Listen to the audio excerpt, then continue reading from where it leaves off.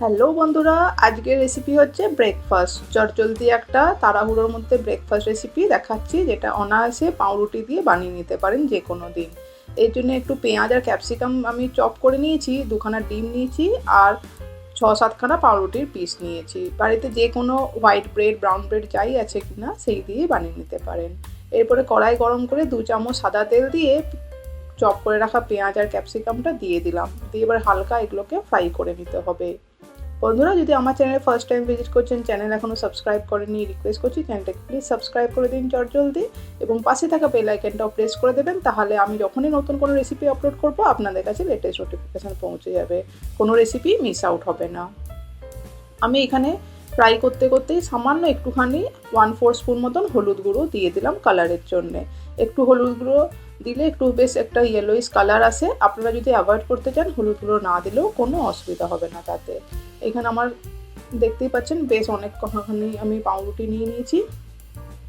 এবারে এটাকে গ্যাসের ফ্লেমটা মিডিয়াম টু হাই করে একটু ফ্রাই করে নিয়েছি। যখন 50% কুক হয়ে গেছে সবজিগুলো, একটু ক্রাঞ্চি ক্রাঞ্চি থাকলে ভালোই লাগে খেতে। এরপরে মাঝখানে একটুখানি স্পেস করে দিয়ে আমি তার মধ্যে 2খানা ডিম ফাটিয়ে দিয়ে দিচ্ছি। বন্ধুরা, চাইলে চ্যানেলে প্লে লিস্ট এবং শর্টসও আপলোড করি, সেইগুলোও দেখতে পারেন এবং যদি চান আমাকে ফেসবুক, ইনস্টাগ্রাম পেজেও ফলো করতে পারেন, ডেসক্রিপশন বক্সে লিঙ্ক দিয়ে দিচ্ছি। আমি একটু স্পাইসেস অ্যাড করছি। এর মধ্যে আমি ডিমের উপর দিতাম একটু পেরি পেরি মশলা। এটা দিলে বেশ দারুণ একটা ফ্লেভার আসে ডিমটার মধ্যে। সেইটাকে দিয়ে ডিমটাকে জাস্ট একটুখানি ভুর্জি মতন করে নিচ্ছি।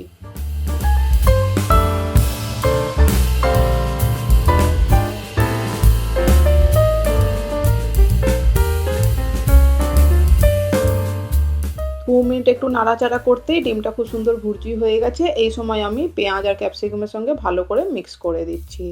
যখন হাতে কম সময় থাকবে বন্ধুরা, চটজলদি কিছু স্ন্যাক্স বানাতে ইচ্ছে করছে, কেউ গেস্ট এসছে বা কিংবা বাচ্চার টিফিন বক্সে কী দেবেন তাড়াহুড়োয় রান্না করে সকালবেলায়, তখন এই রেসিপিটা অবশ্যই ট্রাই করে দেখতে পারেন, খুবই চটজলদি হয়ে যায়।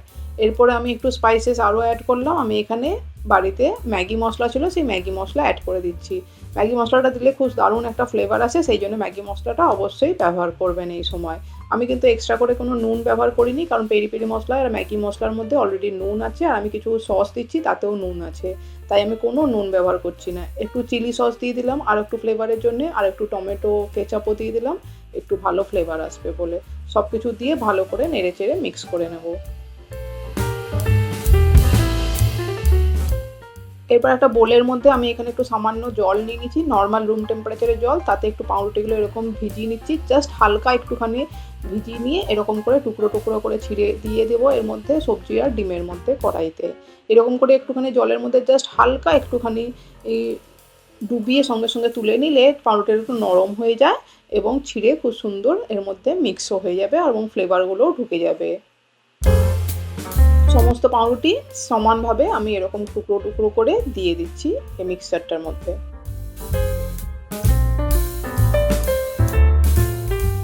সব পাউরুটি দিয়ে দেওয়ার পরে এরপরে আমি এখানে খুন্তির সাহায্যে সব কিছু ভালো করে মিক্স করে দিচ্ছি। যা যা ফ্লেভার দেওয়া সমস্ত কিছু হয়ে গেছে। এবার 5 মিনিট একটু গ্যাসের ফ্লেমটা হাই করে দিয়ে আমি এরকমভাবে একটু নেড়ে চেড়ে মিক্স করে দেবো, যাতে পাউরুটির মধ্যে সমস্ত ফ্লেভারসগুলো লেগে যায় এবং ভালো করে রেডি হয়ে যায় আমাদের এই চটজলদি ব্রেকফাস্টটা।